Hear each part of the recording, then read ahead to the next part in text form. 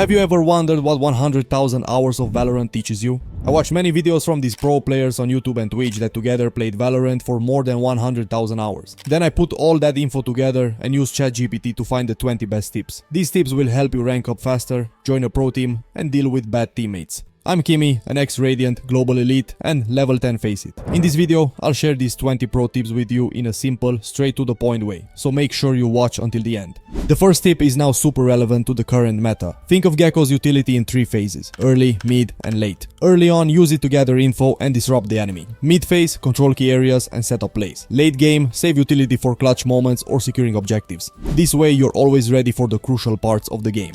Talking to your team is super important. You've got 3 types of comms: info comms, command comms, and Deadcoms. Info comms are when you tell your team where the enemies are and what they're doing. Command comms are for giving orders like push A or hold B. Deadcoms are when you're dead. Only talk if you have something useful to say, like where the enemy might go or what utility is left. Keep it short and sweet. Nobody wants to hear you ramble when you're dead.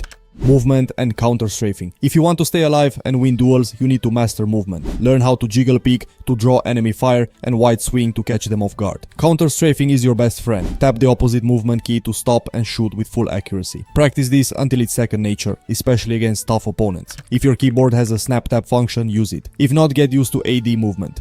Sensitivity settings. Your sensitivity should feel comfortable, allowing you to aim precisely and react quickly. There's no perfect setting for everyone, so try different ones and see what helps you land more shots. If you're an aggressive player, go for higher sensitivity. If you're more careful and precise, lower it. Find what feels natural for you and stick with it. Understanding roles and responsibilities. Every role in Valorant, like Duelist, Initiator, Sentinel, and Controller, has its own job. Duelists take the lead in fights, Initiators mess with the enemy, Sentinels protect areas, and Controllers manage space on the map. Know what your role is and focus on doing that job well. Don't try to do everything, just do your job and help your team win. Utilizing abilities effectively. Your abilities are there to give you an advantage. Don't waste them. Use them smartly. If you're playing Sova, use your recon to gather info and make it hard for the enemy. Work with your team to combine abilities for maximum impact, like using a Viper wall to cover a spike plant while Raze's nade clears out hiding spots. Timing is even more important than aim, to be honest. Angle clearing. Clearing angles is crucial to not getting caught off guard. Approach each corner with your crosshair pre-aimed at head level. Don't rush. Take the extra seconds to clear properly. Better to be slow and alive than fast and dead. This minimizes the risk of getting popped by someone hiding. Effective use of smokes. When defending a planted spike or defusing, smoke the spike, not the choke points. This creates uncertainty and forces the enemy to make risky moves. Smoking the spike gives your team cover during a defuse and opens up chances to punish enemies as they try to break through. Flash usage. With Sky's flashes, quick and precise is the name of the game. Learn to throw flashes around corners and over walls to surprise enemies, and time them with pushes to maximize impact. Short flashes are much better than long ones, so use them when they're close by, not when you hear a footstep. Deadcoms versus backseating. Deadcoms are about balance. Give useful info without overwhelming your team. Stick to the critical stuff, like where the enemy might rotate or what utility they have left. Avoid backseating, let the active players make their own calls, and if you have something urgent to say, call it, but if not, just text. Utility timing can decide the round. Don't just use abilities the moment you get them. Wait for the right moment when they can have the maximum impact. For example, save your smokes for when the enemy team starts pushing, or use flashes right before your team initiates a fight. The key is to disrupt the enemy's plans and support your team at the most critical times. So don't just throw your Raze nade and boom bot right when the round starts. Most likely you will not get that montage clip that you wish for.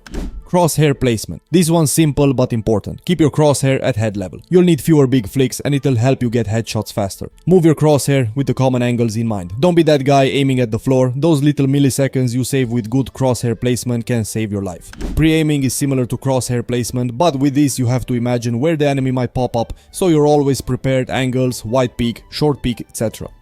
Toxic behavior drags everyone down and can lead to lost rounds due to poor communication or tilted teammates. Keep the atmosphere light, focus on what you can control, and you'll find your team performs better as a whole. If they're super annoying, you can mute them from the first round when they stop flaming, and it saves your brain. Effective ult usage. Using your ultimate in round-changing situations is crucial. Don't waste it on a single kill unless that kill will significantly shift the momentum. Instead, look for opportunities where your ult can turn the tide of a round or secure a critical objective. So stop using your Clove ult when you're 5v1.